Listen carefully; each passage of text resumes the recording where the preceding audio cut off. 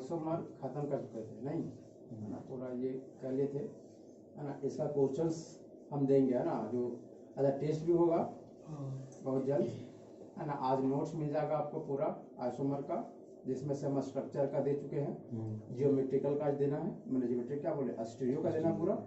Stereo के बाद आपका फिर एक आएगा सिर्फ क्वेश्चन का है ना, मतलब एक मिलेगा पीडीएफ जिसमें सिर्फ क्वेश्चंस होगा, वो क्वेश्चंस में सारा मिक्स होगा, स्ट्रक्चर वाला भी और स्टीरियो वाला भी। आपको ज्यादा फोकस करना है स्ट्रक्चर वाला में, क्योंकि हमारा जो बोर्ड एग्जाम होगा है ना, जैक वाला जो एग्जाम होगा वो सिर्फ स्ट्रक्चर वाले से ही क्वेश्चन पूछने वाला है। अगर स्टीरियो से पूछेगा वो बहुत ही इजी पूछेगा है ना, जैसे कि लाइक इस तरह कर दे कि सी ट्रांस पूछेगा कि ये बताइए सी से कि ट्रांस, तो ये तो हम बहुत इजी से बता सकते हैं है ना। और अगर जेई में जाएंगे तो आपको ये पूछेगा कि बताइए कि कौन सा ज्योमेट्रिकल आइसोमर शो कर सकता है, कौन सा आइसोमर नहीं शो करता। बहुत सारे एग्जांपल हम लिखते थे ऐसे करके है ना। इसमें से ऐसे रहेगा कंपाउंड, बोलेगा ई जेड पहचानिए, अरे पहचान देना ये क्या होगा तुम्हारा ई होगा, ये क्या होगा ये तो कुछ नहीं, ये कुछ नहीं होगा, ना ही ये ई होगा ना ही यहाँ पे जेड, क्योंकि यहाँ भी एच है और यहाँ भी एच है, सेम चीज है ना। तो यहाँ पे ई जेड कुछ नहीं होगा, मतलब यहाँ पे सिर्फ एक का ई होगा। तो ऐसा वाला सवाल आने का चांस बनता है ना ऐसे करके। या तो ऐसे भी रहेगा कि बड़ा सा कंपाउंड छाप देगा जिसमें लगभग 8-10 डबल बॉन्ड होंगे, उसमें पूछेगा कि बताइए हाउ मेनी नंबर्स है ना double bond can show E and Z isomer, समझ रहा ना। तो जैसे इसका अगर रहेगा सेम क्वेश्चन, तो कितना आंसर होगा 1, इसमें एक है जो हमारा ई जेड दिखा सकता है, ये वाला दिखा सकता है क्या नहीं, ऐसे करके। तुम दिवाकर पढ़ा है कि नहीं पढ़ा है, वीडियो देखा ना पूरा, देखो देखो पीछे पूरा देखो है ना। लगता तुम 1000 रुपये में नहीं देता था वीडियो ना रे, लेट कर गया कोई, बस घर आ गया। अच्छा फोन ही ठीक नहीं वैसा, चलो अच्छा क्या करेगा। आज कोरोना में बहुत आदमी डेथ भी कर रहा है, थोड़ा सा इजी नहीं लेना है ना, बहुत कोई मर रहा है ना। काले को पता चला एक लड़की थी है ना, नाम तो नहीं लेंगे क्या यूट्यूब पे है ना, उसके अंकल जी डेट कर गए। मतलब थोड़ा सा सीरियस होकर रहना है ना, ज़्यादा मतलब कहीं घूमते उमते नहीं ना हो, घर में रहना हमेशा। और वो आज नहीं आई तुम्हारे साथ, कल आई थी आज नहीं, कल है ना, कल लोगों को पता नहीं था इसी कारण से, क्लास में ही था मतलब कि वापस। चलो तो हम लोग स्टार्ट करते हैं आज एक नया सा टॉपिक है ना। ये टॉपिक क्या मतलब रिएक्शन मैकेनिज्म है ना, इसके बारे में हमें पढ़ना है आज पूरा है ना, जहाँ तक पढ़ पाएंगे है ना। फिर इसको कंप्लीट करेंगे, उसके बाद फिर इसके कंप्लीट होने के बाद हमारा समझ चैप्टर स्टार्ट होगा है ना। ये बहुत ही इंपॉर्टेंट है।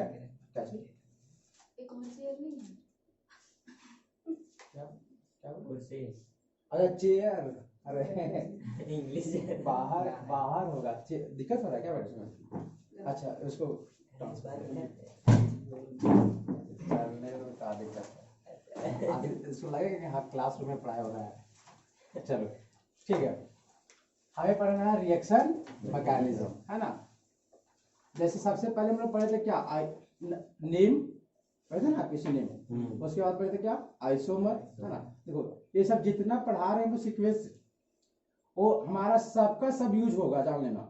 इसके बाद पढ़ना क्या रिएक्शन मैकेनिज्म, ये दोनों तो खूब सारा यूज हो गया हर एक चैप्टर में, जितना भी ऑर्गेनिक चैप्टर है उनमें ये दोनों आना ही आना है। और हमको लग रहा है कि जैसे देखो तुम्हारा जो हम क्या बोलते हैं कि कोई चैप्टर जब स्टार्ट होगा तो अप्रॉक्स तुम्हारा 30 to 40 पेज का एक जाएगा चैप्टर है ना। उसमें से 30 to 40 पेज में आपका 10 से 20 पेज इतना इजी होगा कि आप सिर्फ हम पहला चैप्टर पढ़ाएंगे, दूसरा चैप्टर आप खुद से लिख लोगे बिना पढ़ाए है ना। बस लास्ट का 20 से मतलब कि 10 से 15 पेज ऐसा होगा जिसको शायद हमको लिखना पड़ेगा और आपको समझना पड़ेगा है ना। स्टार्टिंग का 10-20 पेज बहुत ही आसान होगा, मेरा यकीन मानिए है ना। जैसे अगर हम एक नमूना दिखाएं तुम लोग के सामने, अगर सैंपल दिखाएं, जैसे अगर हम चैप्टर स्टार्ट करेंगे हेलो अल के है ना, अगर इसको स्टार्ट किया जाएगा तो सबसे फर्स्ट काम क्या होगा कि ये होता क्या है इसको पहचानना है। अच्छा क्या बता रहा बताओ, ये हेलो फिर क्या है अल्केन, किसको बोलेंगे बताओ कि कोई भी अल्केन जिसमें हाइड्रोजन लगा रहेगा नहीं। अच्छा ये तो डेफिनेशन आप लिखोगे ना खुद से कि एनी कंपाउंड जिसके पास कार्बन कार्बन डबल बॉन्ड, ऐसे मैंने किसी अल्केन से एक H हटा के उसमें क्या जोड़ दीजिए X हाइड्रोजन, तो वो जो बनेगा वो क्या कहलाएगा हेलो अल्केन। फिर इसको पढ़ेंगे, फिर ये लिखेंगे कि कितने तरह का हेलो अल्केन होगा, तो फिर हम लोग पढ़ेंगे 1 डिग्री 2 डिग्री 3 डिग्री, नहीं कि किसी एक से होगा तो 1 डिग्री, अरे एक कार्बन से इसको 1 डिग्री पढ़ेंगे ना, अगर यहाँ पे हाइड्रोजन रहेगा तो 2 डिग्री, और अगर हाइड्रोजन यहाँ पे रहा तो 3 डिग्री, है ना। उसके बाद फिर इसका नोमेनक्लेचर सीखेंगे जो कि हम जानते भी हैं या नहीं जानते हैं, पहले इंट्रोडक्शन, फिर कितने तरह का होगा, है ना। फिर सीखेंगे मोनो हेलोअल्केन, डायहेलोअल्केन, जैसे कि किसी कंपाउंड में अगर एक ही हाइड्रोजन तो उसको बोलेंगे मोनो, 2 होगा तो डाई, 3 रहेगा तो ट्राई, ऐसे करके। उसके बाद फिर आएगा कि हेलोअल्केन कौन कौन सा आइसोमर दिखा सकता है, तो क्या बता सकते हैं कौन कौन सा आइसोमर दिखा सकता है हेलोअल्केन?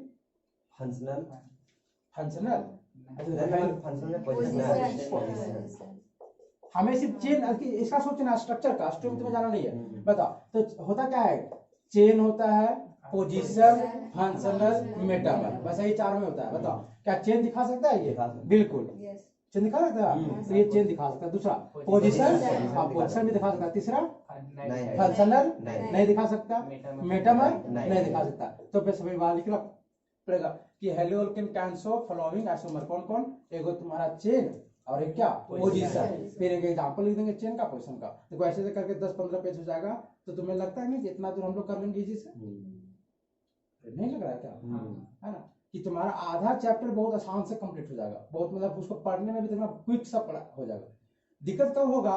जब हम लोग ये स्टार्ट करेंगे कि हम किसी हेलोअल्केन को बनाएं कैसे, प्रिपरेशन जब स्टार्ट होगा इसका कि हम किसी हेलोअल्केन को बना कैसे सकेंगे, यहां से थोड़ा सा तुमको समझना पड़ेगा।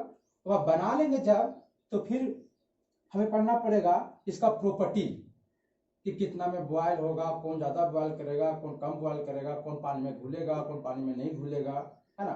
फिर अगर किसी हेलोअल्केन के अगर कि इस बेस के साथ रिएक्शन करेंगे तो क्या होगा, एसिड के साथ करेंगे तो क्या होगा, अलग अलग कंपाउंड के साथ रिएक्शन करते चलेंगे, वहां पे आपको थोड़ा सा टाइम लगेगा, है ना, समझ रहेगा। तो इतना पार्ट मतलब हाफ पार्ट हम लोग जो बेसिक वाला होगा उसको कंप्लीट कर दिया, बेसिक खत्म कर दिया, आइसोमर खत्म कर दिया।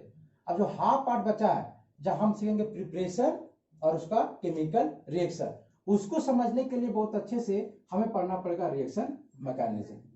अगर इसको बहुत अच्छे से समझ गए तो समझिए वो भी चैप्टर हमारा कंप्लीट हो जाएगा, है ना। और यकीन मानिए अगर इसको सीख लेंगे तो आपका जो चैप्टर होगा आप उसको यहीं पे है ना बिना देखे हुए बोल दीजिएगा प्रोसेस से कि कैसे एक चैप्टर को आप बोल सकते हैं कंप्लीट, है ना, कि मतलब पहले कैसे क्या क्या लिखा खुद लिख सकते हैं आप, मतलब 20-25 पेज का चैप्टर खुद से, है ना, सीक्वेंस वाइज से। चलो तो इसी कारण से इसको बहुत अच्छे से समझना है ना, इसको समझने से बहुत ज्यादा फायदा है आपका। जितना तरह का रिएक्शन बनेगा, है ना, कन्वर्जन बनेगा, सब चीज इससे बनने वाला है। सबसे पहले अगर समझे इसको, ये जो बना है वो 2 वर्ड से बना है, एक है रिएक्शन और एक क्या है मैकेनिज्म, है ना। क्या है जरा दोनों वर्ड को समझते हैं। इस रिएक्शन का मतलब क्या समझते हैं आप? रिएक्शन तो हम लोग बहुत पहले से सुन रहे हैं, है ना, अभिक्रिया जिसको हिंदी में बोला जाता है ना। क्या समझते हैं बताओ रिएक्शन का मतलब? मतलब ऐसे जैसे टूटना और बॉन्ड का एकदम रिएक्टेंट रिएक्ट करे और नया प्रोडक्ट बने। अच्छा, इसमें तो सबसे जो बेसिक सा आता है, जो सबसे बहुत पुराने से आ रहा है, उसमें क्या होता है कि जब कोई 2 या 2 से ज्यादा कंपाउंड आपस में अभिक्रिया करे, रिएक्ट करे और क्या करे, कुछ नया बना। जब 2 या 2 से अधिक कंपाउंड आपस में क्या करे, रिएक्ट करे और कुछ एक नया कंपाउंड का अगर फॉर्मेशन करे तो इस फेनोमेना क्या बोला जाता है? रिएक्शन। समझ में आया? है ना, ये हम लोग 10th क्लास से इसी में पढ़ते आ रहे हैं कि 2 या 2 से अधिक कंपाउंड आपस में रिएक्ट करे, कुछ नया बना, नया यहाँ बनना चाहिए, यही नहीं कि यही बन गया तो फिर उसको नहीं बोलेंगे, है ना। कुछ नया बन जाए तो क्या बोलते हैं हम लोग? रिएक्शन, है ना। उसके बाद थोड़ा सा और गया, है ना, एडवांस की ओर, तो देखिए 2 या 2 से अधिक कंपाउंड का कहानी हुआ। तो इसके बाद हम लोग क्या देखे अगर और कि इस रिएक्शन वाले डेफिनेशन में थोड़ा सा और चेंज क्या गया, मतलब थोड़ा सा चेंज क्या मतलब एडवांस क्या गया कि उसमें देखा कि आखिर एक रिएक्शन में होता क्या है, आखिर एक रिएक्शन में होता क्या है, उसके अनुसार से उसका डेफिनेशन बनाया गया। जैसे कि अगर आपके सामने लिखा जाए एग्जांपल है कि मान लो CH है, H है, H है, फिर यहाँ पे है मान लो Cl, ऐसे, है ना, और यहाँ इसका रिएक्शन क्या गया है, मान लो KOH से, है ना।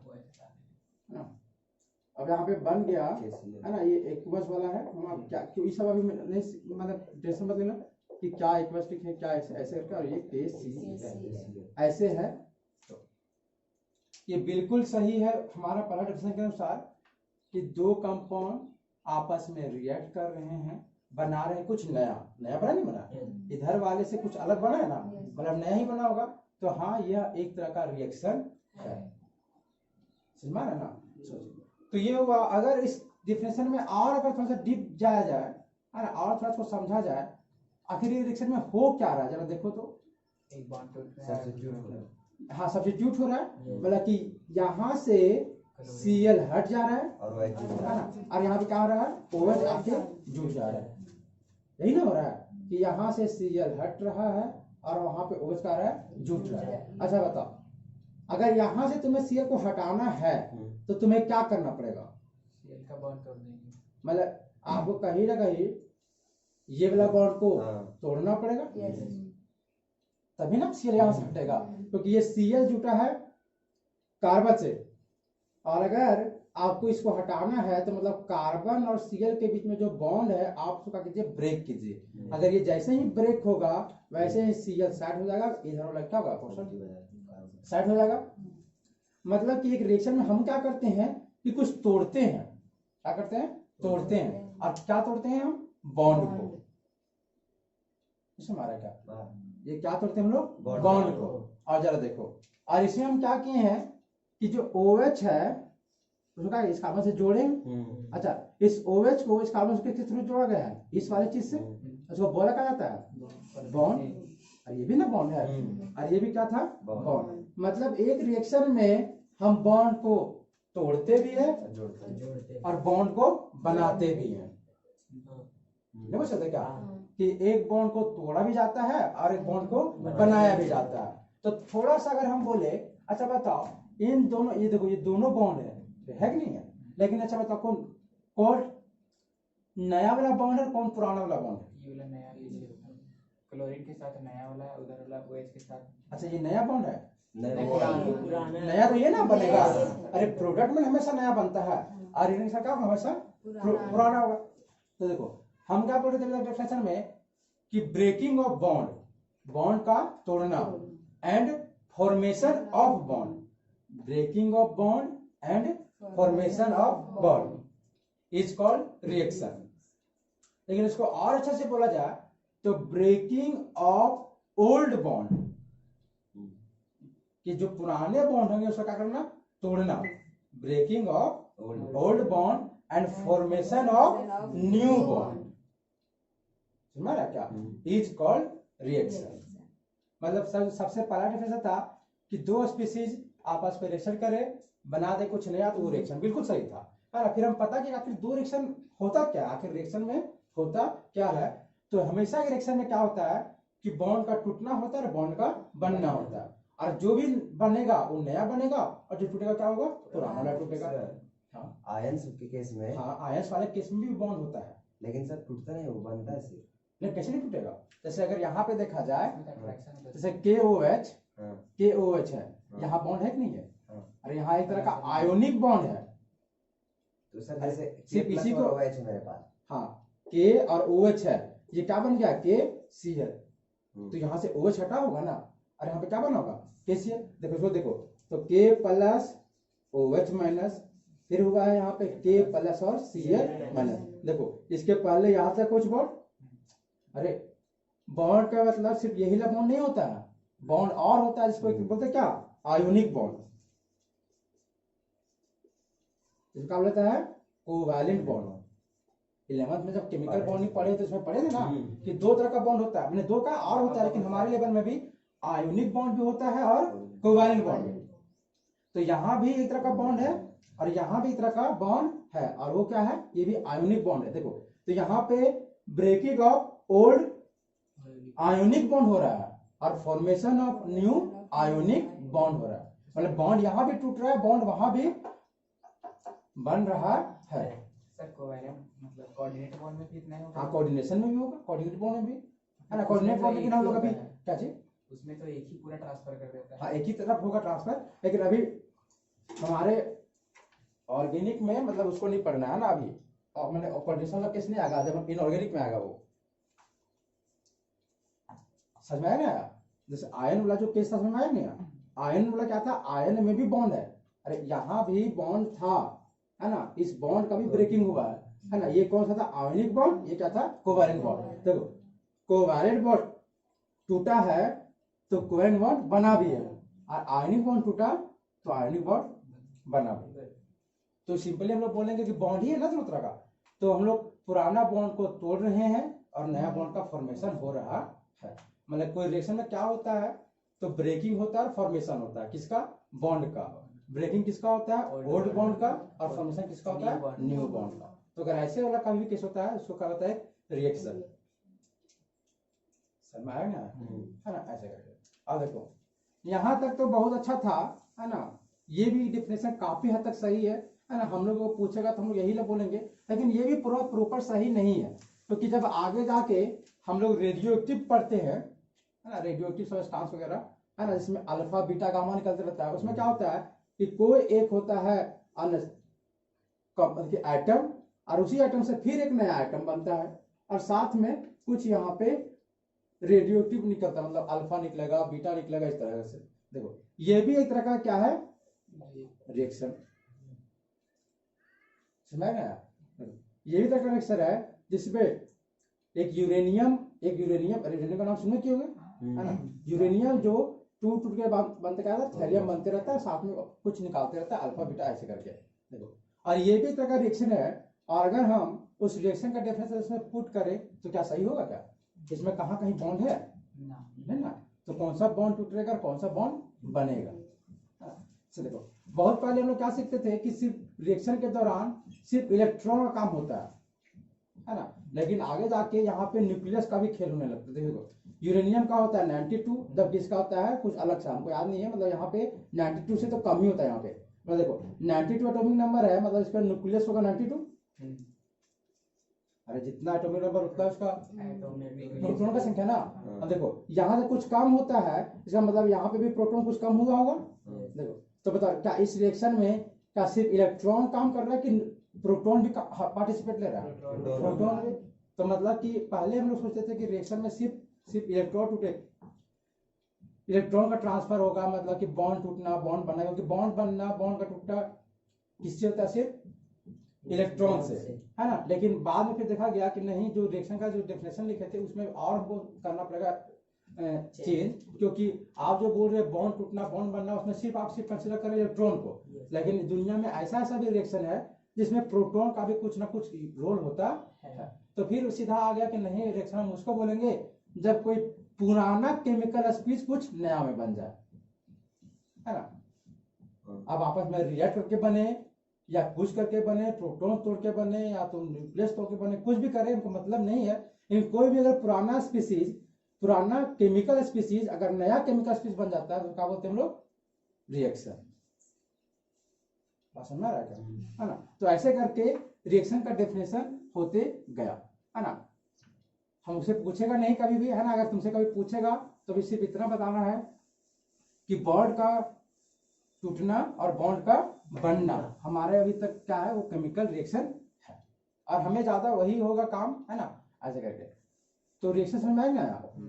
क्या होगा अगर कभी भी रिएक्शन से अगर हम बोले कि CH4 से CH4 है, तो क्या ये केमिकल रिएक्शन है? नहीं है, क्योंकि सबसे पहला बात सेम स्पीसीज से सेम स्पीसीज बना है, तो किसी तरह का कोई केमिकल रिएक्शन नहीं होगा, है ना। लेकिन अगर इसे बोले कि अगर कोई A था, A स्टार से A बन गया, तो ये केमिकल रिएक्शन है? नहीं। भले इसमें कोई बॉन्ड टूटा हुआ नहीं है, लेकिन कुछ तो चेंज हुआ है ना, तो ये भी एक तरह का केमिकल रिएक्शन है। और अगर CH3Cl और प्लस में KCN दे दिया जाए, है ना, बना दिया फिर CH3CN प्लस में क्या KCl, तो ये भी रिएक्शन होगा? होने होगा। अच्छा, हम लोग फिर ऐसे भी डिसाइड कर सकते हैं कि मान लो कोई रिएक्शन हो रहा है, हमसे क्या बोला था, हमें कोई रिएक्शन करना है और हमें रिएक्शन CH3Cl और यहाँ पे रहेगा KCl, और फिर से हम बना दिए CH3Cl प्लस में KCN, तो बताओ इसको माने कंसिडर का? नहीं। अगर जो चीज है, मतलब देखो अगर एक केमिकल रिएक्शन करवा रहे हैं, ये बना और कुछ बना है ना, लेकिन जो पहले था वही क्या बना, वही चीज सेम चीज बन गया ना, तो यहाँ पे केमिकल रिएक्शन कंसिडर करेंगे क्या? बात समझ में आ रहा है क्या? है ना, इसको एक केमिकल रिएक्शन कंसिडर नहीं किया जाएगा, क्योंकि केमिकल रिएक्शन तभी कंसिडर किया जाएगा जब वहां पे कुछ नया बने। मतलब रिएक्टेंट और प्रोडक्ट हमने रिएक्टेंट प्रोडक्ट में कुछ अलग होना चाहिए, है ना। जैसे ऐसा इसका कहाँ यूज होगा कि मान लो जैसे अभी तो नहीं, मतलब कैसे हो रहा अभी नहीं सोचना, लेकिन जैसे समझ लो ऐसे कि मान लो हमारे पास रहे CH3OH ऐसे रहे, है ना। अच्छा O के पास होता है 2 लोन पेयर, अब इसको हमेशा लिखते रहना है ना। और नाइट्रोजन कभी भी लिखेंगे उसके पास 1 लोन पेयर, है ना, उसका आदत पूरा बनाते रहना है। और अगर इसका रिएक्शन क्या जाए H+ से, अच्छा H+ कहाँ से मिलेगा? H+ हाइड्रोजन नहीं, वाटर तो एसिड से। अरे आपको इससे कोई बोलेगा कि हमको H+ का जरूरी है, तो क्या करेंगे, कोई भी एसिड लेंगे, HCl ले लो या तो H2SO4 ले लो, कोई भी एसिड उठा के डाल दीजिए, हमको H+ दे देगा। देखो अभी मान लो भी कैसे हो रहा है छोड़ दो, हम मान ले प्रोडक्ट तुम्हारा बना ऐसे करके, कैसे बनेगा, है ना, इसका लोन पेयर इस पे अटैक करेगा, काहे अटैक किया अभी छोड़ दो, है ना, बस समझ लो अटैक किया, एक किया तो सिर्फ एक ही लोन पेयर बचेगा, और यहाँ हो गया क्या, पॉजिटिव, ऐसे करके। अभी हम समझाना क्या चाहते हैं, बताते हैं। अगर ऐसा वाला केस हुआ, अब देखो O पे पॉजिटिव है, ये अपने आप में पॉजिटिव रख नहीं सकता, है ना, मतलब हाईली क्यों है नहीं रख सकता, अभी छोड़ दो, मतलब मान लो नहीं रख सकता। अब इसके पास 3 बॉन्ड है, 1 बॉन्ड 2 बॉन्ड और क्या 3 बॉन्ड, तो 3 बॉन्ड में किसी एक बॉन्ड को इसको तोड़ना ही तोड़ना है ना। तो बताओ ये किसको तोड़ना पसंद करेगा? हाइड्रोजन। देखो हाइड्रोजन को, जैसे देखो अगर आप इसको तोड़ते हैं तो फिर क्या होगा बताओ, ये टूट जाएगा, ये बन जाएगा OH, फिर यहाँ पे H+, तो बताओ क्या ये केमिकल रिएक्शन कहलाएगा? हाँ देख लो बढ़िया से, हाँ है हाँ सर कहलाएगा। कैसे कहलाएगा H+ बन जा रहा है इधर, मतलब लोन पेयर एक तो हट जा रहा है हमारा। अरे हटा कैसे, भी टोटेगा इसमें लोन पेयर आ जाएगा, हटेगा नहीं, है ना, लोन पेयर आ जाएगा उसमें। बताओ अब कहलाएगा केमिकल रिएक्शन? नहीं करना नहीं समझे। नहीं समझ आया? अरे एक कैसा है लोन पैसे छोड़ दो, अभी कैसा है लोन पैसे छोड़ दो, मान लो इसका आया, इसको तोड़ना है बॉन्ड को, है ना, अगर ये वाला बॉन्ड टूटता है तो ये वाला बॉन्ड टूटेगा, इसमें फिर आ जाएगा, ऐसे बनेगा ये, अभी कैसे बनेगा छोड़ दो, मतलब ऐसे ये बनेगा, तो बताओ क्या ये वाला केमिकल रिएक्शन कहलाएगा? क्या नहीं कहलाएगा? क्यों नहीं कहलाएगा? क्योंकि पहले जो चीज है वही चीज बाद में भी बढ़ रहा है, तो कुछ आप नया बना ही नहीं रहे हैं, तो आप इसको कोई केमिकल रिएक्शन नहीं कर सकते। और केमिकल रिएक्शन कह सकते हैं मतलब आप इस H को तोड़ नहीं सकते हैं, ना समझा? अच्छा जब हम इसको नहीं तोड़ सकते क्या इसको तोड़ सकते हैं क्या? नहीं। और इसको भी तोड़ के देखो, इसको तोड़ दिए तो फिर से बन जाएगा ये चीज, फिर से कुछ नया बना का नहीं, तो इसको भी नहीं तोड़ सकते हैं। तो हमारा फिर किसको तोड़ना पड़ेगा, इस वाले को तोड़ना पड़ेगा, इसको तोड़ेंगे तो फिर क्या बनेगा, CH3, अभी कैसे बना छोड़ दो, हम जब करेंगे तब, लेकिन ये बनेगा H2 ऐसे। बताओ अब क्या ये केमिकल से कहलाएगा? अब कहलाएगा ना कि देखो यहाँ पे ये था, कुछ नया बन गया है, मतलब हाँ एक केमिकल रिएक्शन हो सकता है। मतलब कि जब हम रिएक्शन प्रोसीड करेंगे, रिएक्शन बनाएंगे, तो आपको ध्यान देना है कि कहीं आप फिर से पिछले वाला ही चीज तो नहीं ना बना दे रहे हैं। समझ में आ रहा है क्या, है ना, कि हम बनाने के समय प्रोडक्ट बनाने से आपको कुछ ऐसा बनाना है जो पीछे नहीं बना हो, नहीं तो अगर आप फिर पीछे वाला चीज बना दिए तो फिर वो रिएक्शन कहलाएगा ही नहीं। समझ गए ना, ऐसे करके अब कैसे ही होगा सभी छोड़ दो, लेकिन अब रिएक्शन कैसे चलेगा नहीं चलेगा, कहाँ पे हमको जाना है नहीं जाना है, समझ में आ रहा है ना, ऐसे करके। चलो तो रिएक्शन समझे। अब उसके बाद का जो चीज था क्या नाम था उसका, मैकेनिज्म। इस मैकेनिज्म का मतलब क्या होता है, इसलिए हम लोग जो पहले 10th क्लास में करते थे रिएक्शन, तो मैं सीधा सीधे क्या करते थे, हमारे साथ होता था रिएक्शन में एरो का साइन, है ना, इसके जो पहले तो क्या बोलते हम लोग रिएक्टेंट, है ना, और जो इधर बनता था क्या बोलते हैं प्रोडक्ट, है ना, यही करते थे। देखो एक रिएक्टेंट फिर क्या प्रोडक्ट, यही होता था। देखो हम लोग क्या करते थे पहले कि कोई भी रिएक्शन होता था तो उसको सीधा यहाँ पे लिखते थे कि रिएक्टेंट में मान लो A+B है, फिर सीधा हम क्या लिखते थे C+D, और इसको सीधा हम लोग रिमेम्बर करते थे कि ये रिएक्शन है तो ये बनेगा। लेकिन अगर ये रिएक्शन हुआ है तो आपको पता है कि इसमें बॉन्ड टूटता है बॉन्ड बनता है। देखो कैसे बॉन्ड टूट रहा होगा, कैसे बॉन्ड बन रहा होगा, समझ रहा है क्या, है ना, जैसे कोई रिएक्शन में से अभी टूटा, कैसे टूटा, कहां से बॉन्ड टूटा, क्यों टूटा, मतलब ये रिएक्शन हो कैसे रहा है, मतलब सीधा रिएक्टेंट से प्रोडक्ट आपको नहीं लिखना है, रिएक्शन में क्या क्या हुआ कि ये बना। मैं समझ में आ रहा क्या कि यहाँ से यहाँ जाने में वो किस पाथ से गया, कौन सा रास्ता से ये गया, या कौन कौन सा स्टेप को फॉलो किया कि पहले ये अटैक होगा, पहले वो अटैक होगा, पहले ये वाला बॉन्ड टूटेगा, फिर वो वाला बॉन्ड बनेगा। समझ रहा क्या, मैंने स्टेप बाय स्टेप मतलब एक एक करके अगर किसी रिएक्शन को आप पढ़ते हैं तो वो कहलाता है उसका मैकेनिज्म। मैं समझाया? सर हाँ। मैकेनिज्म के अंदर जो रिएक्शन होता है हाँ। उसको रिएक्शन बोलेंगे? अच्छा हाँ, उसको ही बोलेंगे, उसको क्यों नहीं बोलेंगे? हर एक स्टेप में जहां तुम ये एरो का साइन दिए मतलब वो एक रिएक्शन है। समझ में आया? है ना? क्या बोले मैकेनिज्म क्या है, तो किसी रिएक्शन को स्टेप बाय स्टेप में पढ़ना, किसी भी रिएक्शन को स्टेप बाय स्टेप मतलब कैसे कैसे हो रहा है उसको पढ़ना क्या कहलाता है, उसका मैकेनिज्म। जैसे अगर एग्जांपल में तुम्हें दिखाएं कि कैसे बोलेंगे, जैसे देखो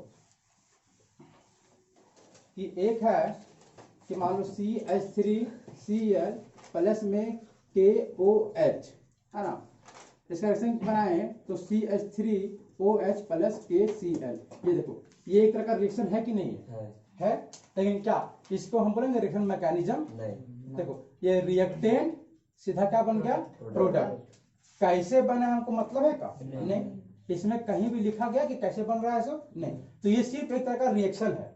लेकिन अगर हमसे पूछे कि इस रिएक्शन का आप मैकेनिज्म बताइए, क्या बताइए? मैकेनिज्म। तो मतलब वो क्या करना पड़ेगा कि जो रिएक्शन हो रहा है वो कैसे हो रहा है आपको ये दिखाना पड़ेगा। समझ रहा ना? देखो अब कैसे होगा, अब ऐसे अगर हम बना के दिखाए, है ना, मैकेनिज्म,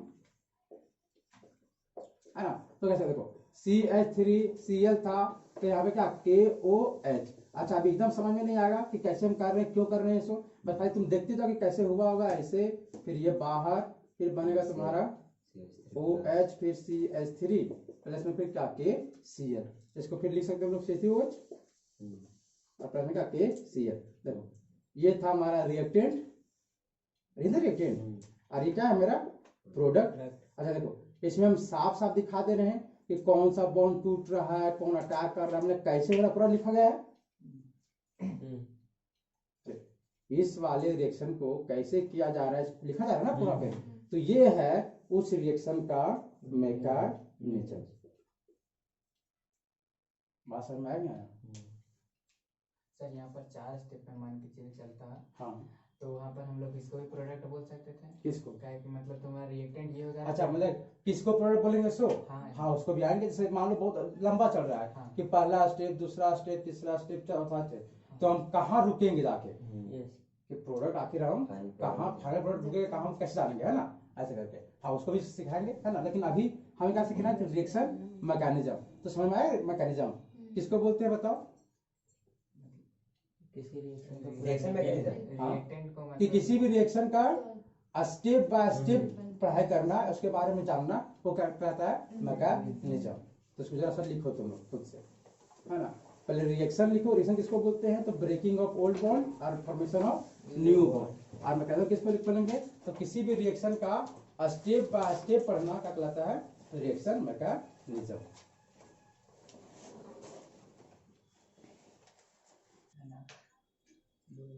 चलिए अब जो आया था अभी कि आखिर हम एक रिएक्शन को स्टार्ट करेंगे। अच्छा स्टार्ट कैसे करेंगे बताओ? स्टार्ट आपको करना कैसे है, तो आपको दिया हुआ रहेगा वहां पे क्या, रिएक्टेंट। रिएक्टेंट को देख के आपको रिएक्शन क्या कर देना है, स्टार्ट। समझ गया ना। अब रहा बात कि हम रिएक्शन को स्टॉप कैसे करेंगे, मतलब हम कैसे जानेंगे कि मेरा रिएक्शन यहाँ पे हो गया।